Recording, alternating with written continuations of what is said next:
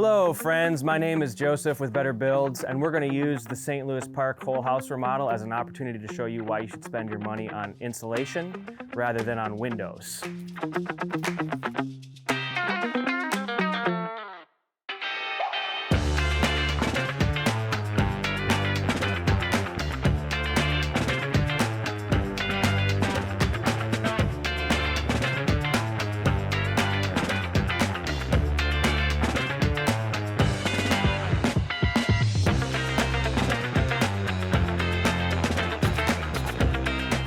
The team and I have mocked up. We did this very early in the project because having exterior insulation does present some challenges. And so we wanted to make sure that we thought through all of those details before we were in the throes of it, right? What this is an attempt to sort of display, okay, here's your 2x4 wall, here's your sheathing layer, here's your window buck, here's 2 inches of insulation, and then here's your batten for attaching siding, or it's also our rain screen in this application, right?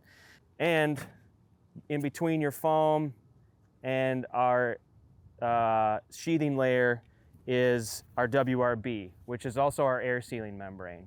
We built this so that we could think through all these things before we were, kind of in over our heads. One of the things I want to show you is this ledge here.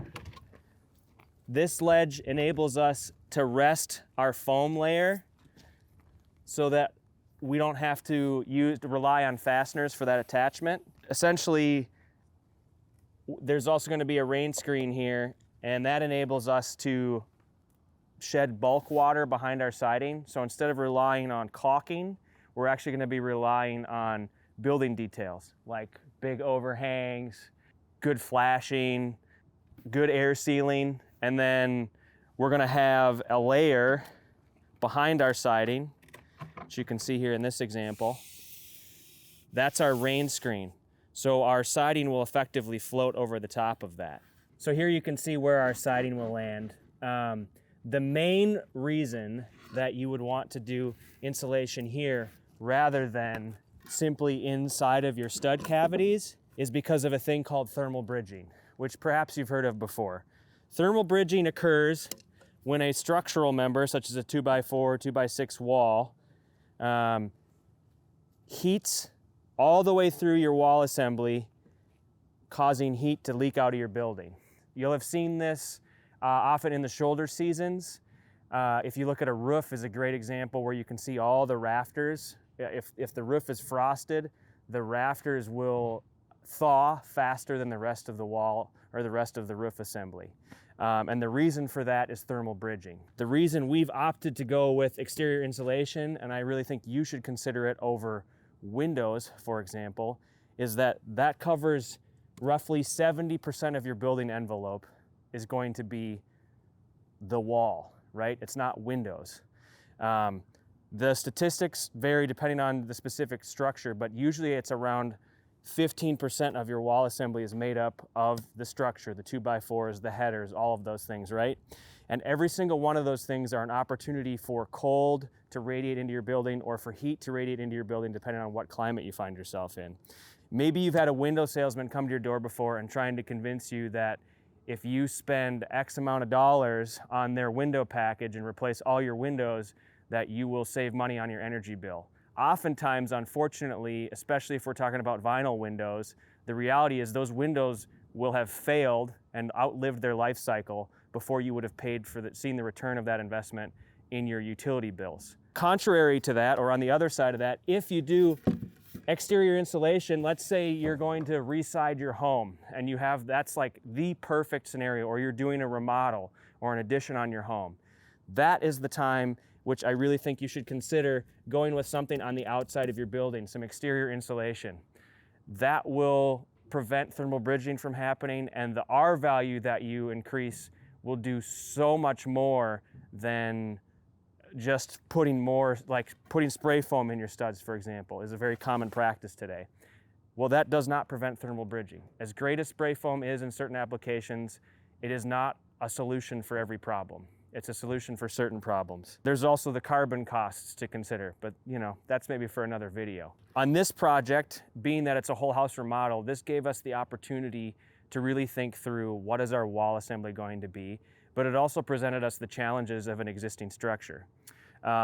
We'll take you over and show you some of the original lap sheathing or 1x sheathing, and how are we going to effectively use that or air seal that, right? We used a product called Hydro Gap, which is made by Benjamin Obdike.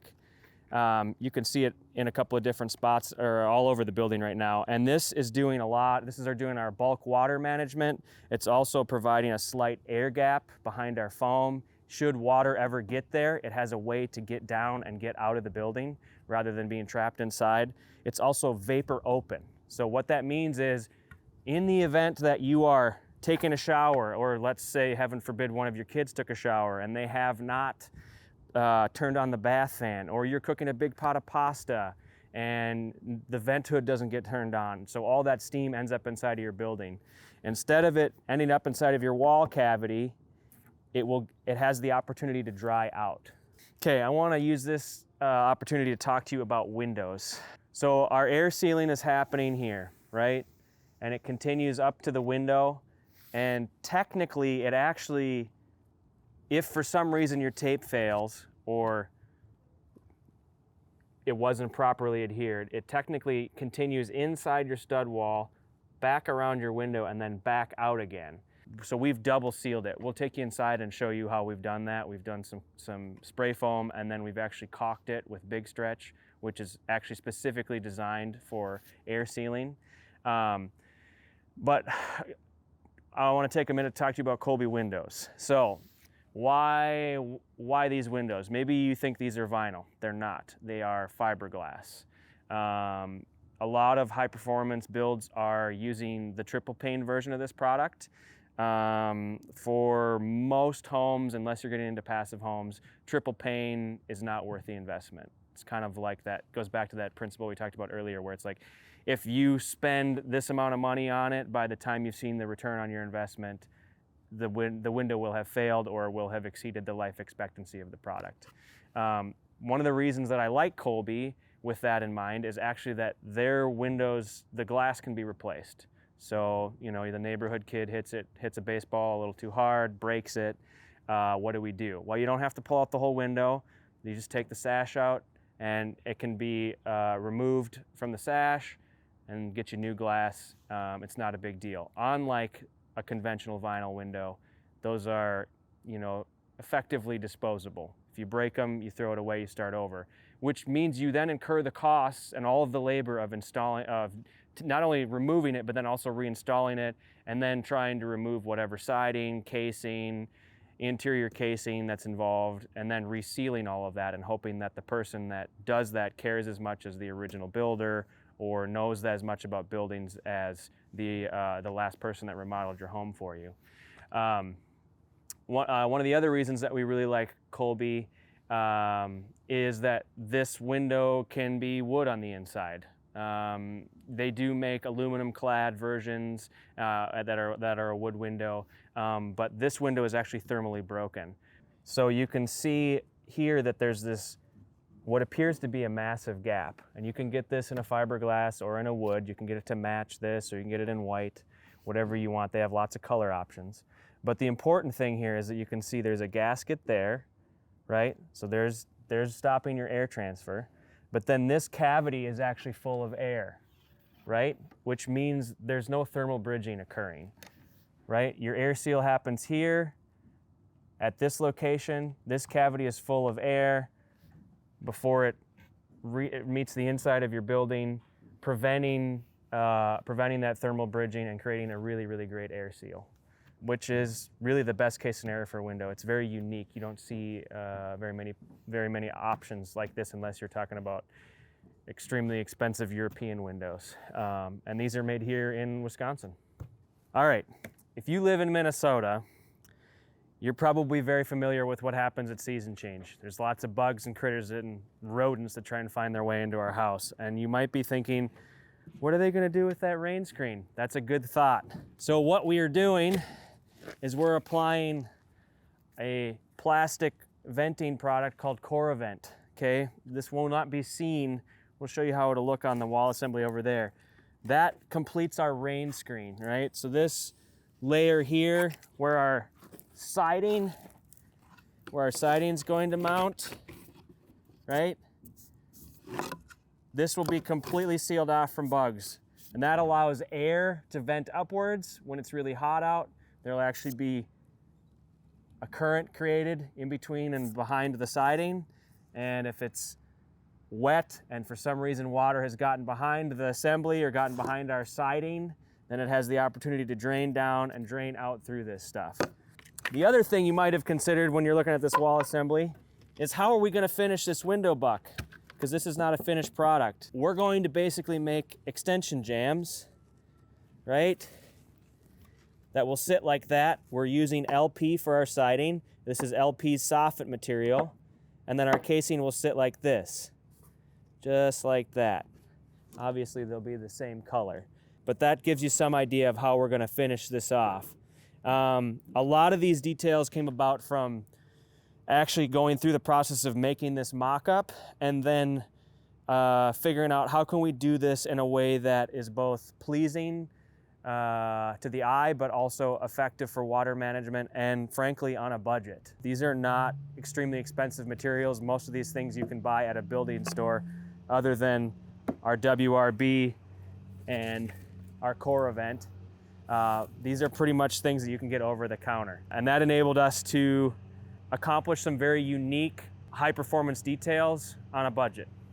All right, last detail I want to make sure that you capture in our exterior assembly is our overhangs. A lot of times what you'll see today is very short, roughly something in the neighborhood of like a 6-inch overhang. And we've opted for 18-inch overhangs on this structure.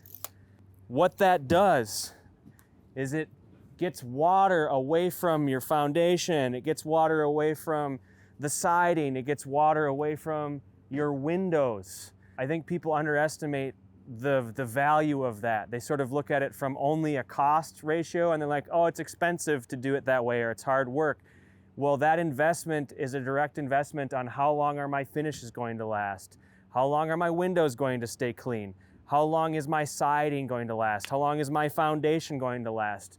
The number one killer of buildings is water. And if we haven't managed that, it doesn't really matter what the rest of it is. Besides, we happen to think it's beautiful. If you look up, so these ones are 18, but if you look up to the second story, those are 24. And we've scaled that so that the building doesn't feel clunky and unthought out, right? If we had 6-inch overhangs up there, this building would look like a big box.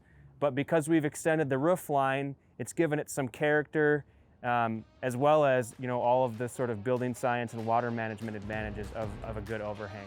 All right, with that, I want to invite you to jump into the comments. I want to hear what you think about this. Have you tried any of this? Especially if you're a builder out there, how has your experience been of sourcing these materials, getting a hold of vendors, getting the right things, getting the right details in order to accomplish your builds? If you're a homeowner and you're trying to, you know, figure out where should I be spending my money, or is this the right detail for my build, or does this work with a retrofit? Is it possible to do these energy efficient things that I want to do? I want to hear about it. Jump in the comments, let us know what you think, let us know what's working for you and what's not. We'd love to hear all about it. Thanks for spending some time with us today.